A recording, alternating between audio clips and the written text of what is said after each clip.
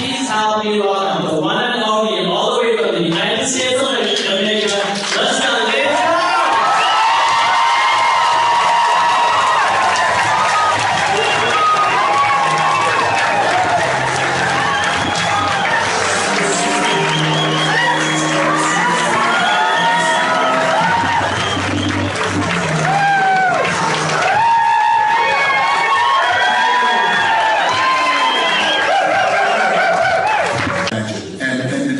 Time that I have with you, I want you to think about dreams in three areas. Number one, what personal goal and dream would you like to achieve?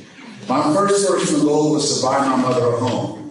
I was born in the poor section of Miami, Florida, in the United States called Liberty City, an abandoned building on a floor with a twin brother.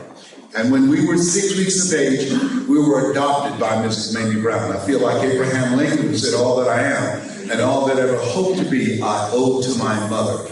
And my mother worked on Miami Beach for wealthy families. She cooked for these families, and we ate the food left over from the families that she cooked for. She kept their children, and we wore the hand-me-down clothes of the children that she kept. And I remember walking around these big, beautiful mansions saying, "Mama, what is it, Leslie? When I become a man, I'm going to buy you a big, beautiful home just like this." How many of you have somebody special you'd like to do something for? Raise your hand. Yeah. I'm going to share with you how you can do that. And then I want you to think about your financial freedom number. What is that for you? That once you achieve that, it will alleviate a lot of stress in your life. Once you achieve that, you become debt-free. Once you achieve that, you have more time for yourself. You'll be able to contribute to causes that you believe in. You know, people say money won't make you happy, but everybody want to find out for themselves. Everybody read a damn report saying money ain't important, but it's right up there with opposite. And let me tell you something, fellas, even if you're as old as I am, you got some money. Women will find something cute on you.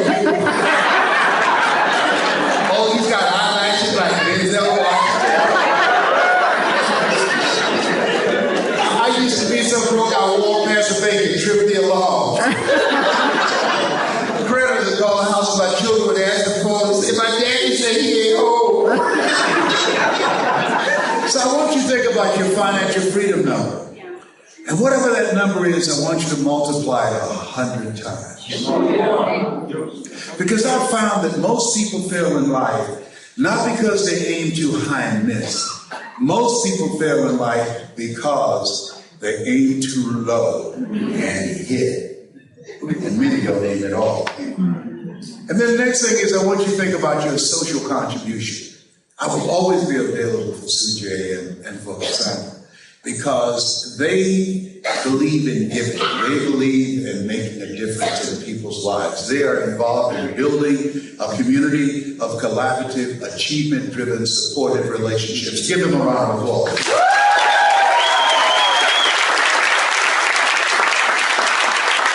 So I am who I am because of people like them who have poured into my life. And so I want you to think about something that you want to make a difference in, some area that is important to you. And one area I work with kids. When I was in the 5th grade, I was labeled educable mentally retarded, put back from the 5th grade to the 4th grade, failed again when I was the 8th grade. I have no college training. But I had a high school teacher that I just eulogized him 3 weeks ago who made a difference in my life. Mr. Leroy Washington, I remember coming in his class. He said, "Young man, go to the board and work this problem out for me." I said, "I can't do that, sir." He said, "Why not?" I said, "I'm not one of your students." He said, "Look at me." I said, "Yes, sir." "Go to the board and work the problem out anyhow." I said, "I can't, sir." He said, "Why?" I said, "I'm not one of your students." And the other students started laughing, saying, "He's Leslie. He's got a twin brother, Wesley. Wesley is the smart one. He's DT." He said, "What's DT?" "He's the dumb twin." And the kids erupted in laughter like many of you just did. And I said, "I am, sir."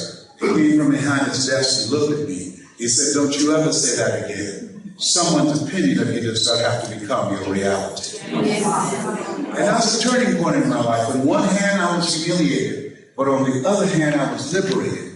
Because he looked at me with the eyes of Goethe, who said, "Look at a man the way that he is, he only becomes worse. But look at him as if he were what he could be, then he becomes what he should be."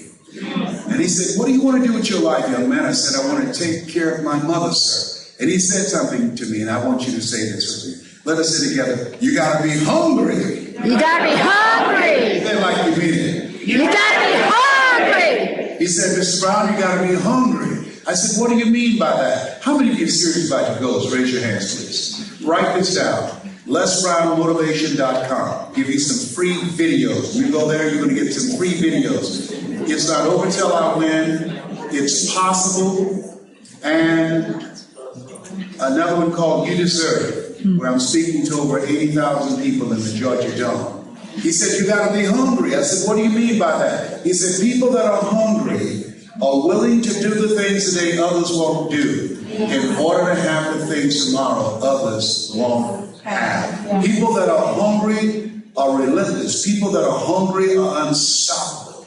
I said, sir, I want to be a disc jockey. I want to buy my mother a home. He said, you can do that. He said, here's what I want you to do. I want you to write these things down. He said, work on your mind.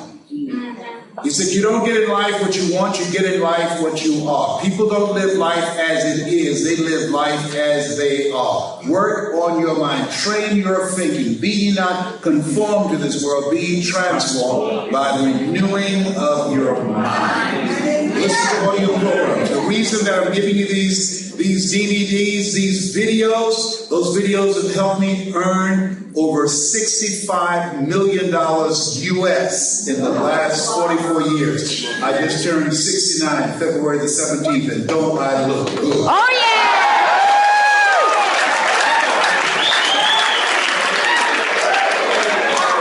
And I don't dye my hair either. But I do use mascara to cover the gray hair.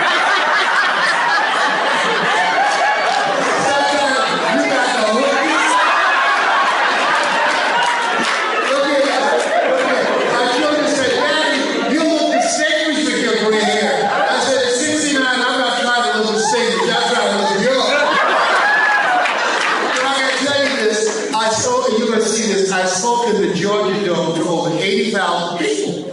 And so when I finished my presentation, I was about to go back to the dressing room, and somebody from the Department of Commerce said, Mr. Brown, I know you're tired. Our speaker canceled. Do you have enough energy to do another speech? I said, no, I'm tired. She said, we can pay you a full fee of $35,000. I said, the Lord is able.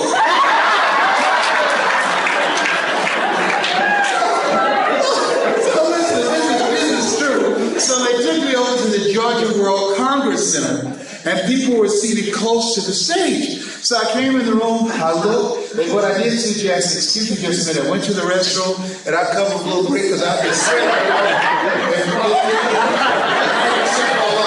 So I came up on the stage, and the lady said, here he is, Les Brown. And when I came up there, she held her cheek out, and I kissed her on the cheek. Left this big black spot.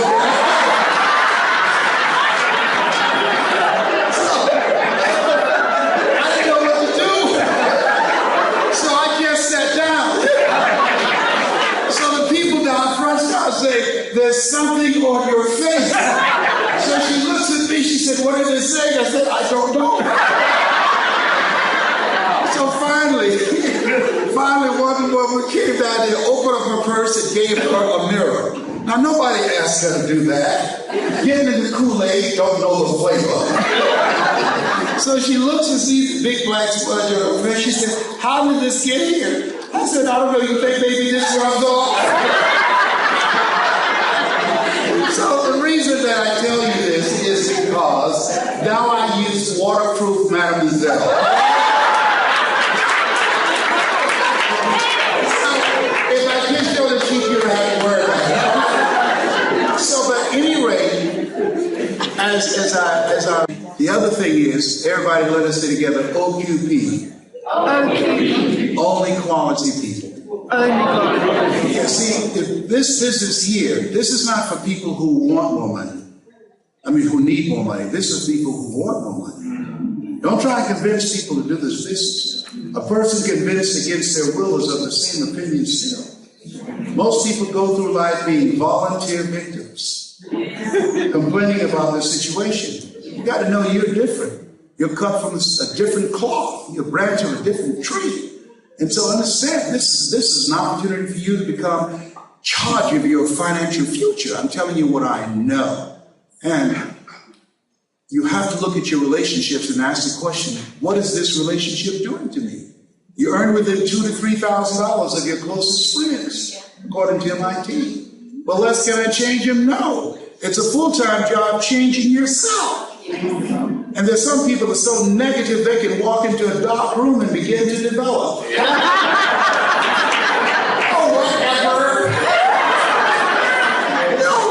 So let us say together, OQP. Only quality people. And so he said one other thing, and write this down, work on your communication skills. I'm here now training some people how to tell their story. I came up here and I told you my story in the beginning. Your ability to tell your story, your ability to communicate will allow you to attract people into your business, will allow you to attract quality people into your business, will allow you to increase your retention. Mr. Washington said, Mr. Brown, I said, yes, sir. He said, invest in yourself to learn how to communicate. I said, why, sir? He said, because once you open your mouth, you tell the world who you are. And so I did the things that he suggested. And he said, you still want to become a disc jockey? I said, yes, sir. He said, well, going out into the marketplace. And so I went to WMDM radio station. Milton Butterball Smith was the program director. Hello, Mr. Butterball. How are you, sir? My name is Les Brown, sir. I'd like to be a disc jockey. He said, young man, do you have any journalism in your background? I said, no, sir, I don't. Do you have any experience in broadcasting? I said, no, sir, but give me a shot, sir. Let me audition for you, sir. Let me show you how good I am. He said, no. Have you ever been rejected? Raise your hand. Yeah. I was devastated with rejection. I went back and I said, Mr. Washington, he said, no. He said, don't take it personally. Most people are so negative, they have to say no 7 times before they say yes. He said, you gotta be hungry. Go back again. I went back again. Hello, Mr. Butterball. How are you, sir? My name is Les Brown, sir. I'd like to be a disc jockey. He said, weren't you here yesterday? I said, yes, sir. Didn't I tell you no yesterday? I said, yes, sir. He said, then why are you back today? I said, well, sir, I didn't know whether or not somebody was laid off or somebody was fired, sir. He said, no, nobody was laid off or fired. Now get on out of here. I came back the next day, talking loud, looking happy, like I was singing for the first time. I said, hello, Mr. Butterball, how are you, sir? My name is Les Brown, sir. I like to be a disc jockey. He said, I know what your name is. Weren't you here the last 2 days? I said, yes, sir. Didn't I tell you no the last 2 days? I said, yes, sir. He said, then why are you back today? I said, well, sir, I didn't know whether or not someone got sick or someone died, sir. No one got sick or died. No one was laid off or fired. Now, duly qualified. Look out there, I'm your love man. I was hungry. Give your man a round of applause.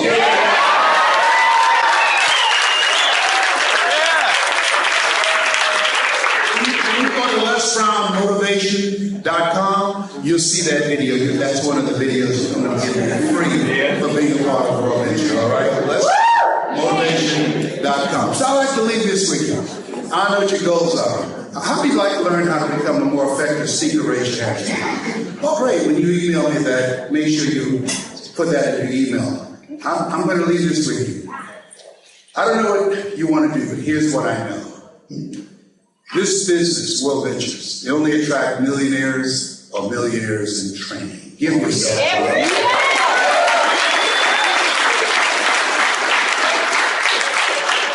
You have visionary leadership that's committed to help you to develop yourself. Your business for yourself, but not by yourself. Yeah. In the beginning, you do a lot of work for things that you don't get paid for, but as you are patient and persistent, give yourselves a good 3 to 4 years, you'll be able to get paid for things that you don't do. It's a business. It requires patience. Yeah. It's a process. Yeah. And you're going to run through a lot of pigeons before you find eagles. How many of you know that to be true? Raise your hand. How many of you know most people are seriously not serious about changing their lives, right?